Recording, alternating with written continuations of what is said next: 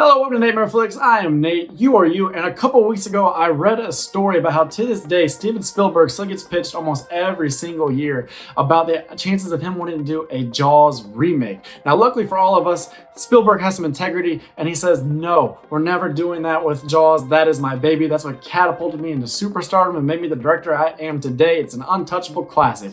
And so I'm happy about that, but I got my mind thinking about what other classics do I deem untouchable, and one of the first films that come to mind was The Exorcist. Now, The Exorcist is the blame for all of this. That is what got me into horror as a really young elementary schooler. I saw the movie late night one night with my dad, and I was never the same. It almost damn near traumatized me as a child, but in a very positive way, because I spent the rest of my life chasing that same adrenaline rush, chasing that same sense of pure, unadulterated terror. And I've never really been able to recapture the magic of the first time I saw The Exorcist, but I will spend the rest of my life trying, because I love horror and I love films like The Exorcist, but I would not want to see it remade. But ladies and gentlemen, I gotta tell you now, we have breaking news that Universal and Peacock have come together. They put up $465 million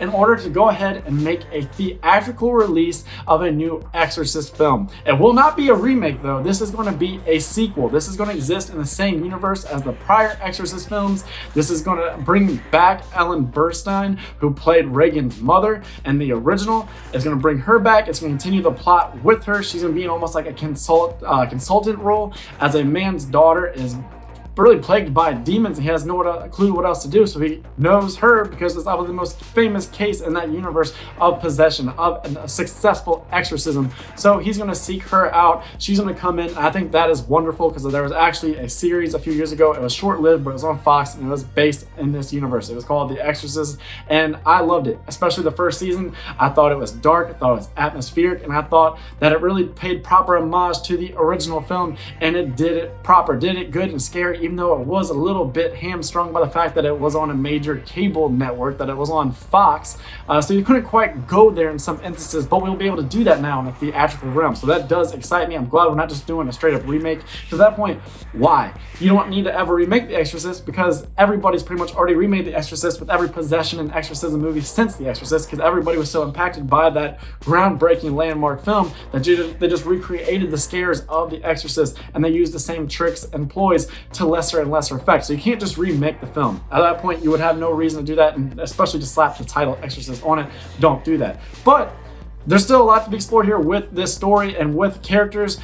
This is not the end of everything. We might see other regulars and players from the past coming back. We did see that with the TV series, so I'm optimistic about it. It is a bit kind of mind-boggling though from the perspective of Universal and Peacock, is $465 million so they can do a theatrical movie. That is what is going to come first, that first sequel. It's going to be on the silver screen, and then 2 follow-ups, 2 more sequels, but those are going to be direct to Peacock, the streaming service that apparently is not doing very well right now. New York Times kind of scathed them, if you want to put it that way, and saying that it's not performing well. People are not watching it. Their viewership is not there. So I guess they're resorting to whatever they can. You know, horror is big right now. Horror is the only thing really doing well at the box office right now post-COVID. I guess we can't really say post-COVID, but amidst COVID. So we're going to try this out. We're going to go big. We're going to put all of our money in horror. Right now, David Gordon Greene is making things happen with Halloween. That movie made so much money, an unprecedented amount of money for a slasher film. So let's go ahead and put David Gordon Greene at the helm and entrust him to do the same thing for us. Maybe he'll bankroll a little something special if we give him the rights to The Exorcist. And I don't think that's a terrible idea. I think it's a pretty good idea. I mean, he's got a really good eye for horror. You saw that with Halloween 2018. You can see it in the stills we get of Halloween Kills. You can see it in the trailer of Halloween Kills. The guy loves the genre. He's now been attached to Halloween. He's going to be attached to the Hellraiser series. He's going to be attached to this Exorcist series. So, you know, he obviously knows what he's doing. He obviously has a lot of love for these franchises, for these IPs. And so I think, you know, you couldn't really trust it to better hands. That's got me excited, but I still don't know about $465 million worth of investment for 3 films, 2 of which are going to be straight to a streaming service. I don't know how streaming service recoups that money. It really seems these streaming services are just burning cash, and I don't know how they ever expect to make a profit. You look at Netflix,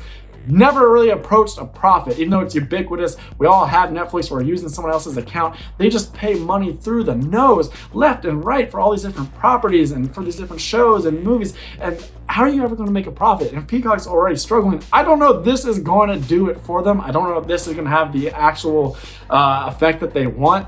I don't know how 2 Exorcist films on your streaming service is going to help you recoup all of that money, but as a horror fan, I'm glad you're doing it, even if it's a mess up, because I can't wait to see what this is going to be. I think David Gordon Green and co, they're going to make a really damn good, scary Exorcist film. I think it's going to be very rated R. It's going to go there, much like the original film, and like I said, in those ways, the TV series could not. I think this could very well be the second best Exorcist movie we ever get. We'll go ahead and put that out there right now, even though we don't have a whole lot to go off of. So I'm excited. Don't know how much business sense it makes, but as a horror fan, it makes all the sense in the world to me. I will be checking it out. Will you? Be sure to go down in the comment section and let me know your thoughts on all of this. And go ahead and subscribe if you're new to the channel, because we keep all sorts of horror news coming your way. We have all sorts of fun, different content, all related to horror. So if you're a big horror head and you love movies in general, go ahead and subscribe. Other than that, you have a fantastic day. I'm Nate from natemareflix, and that's a wrap.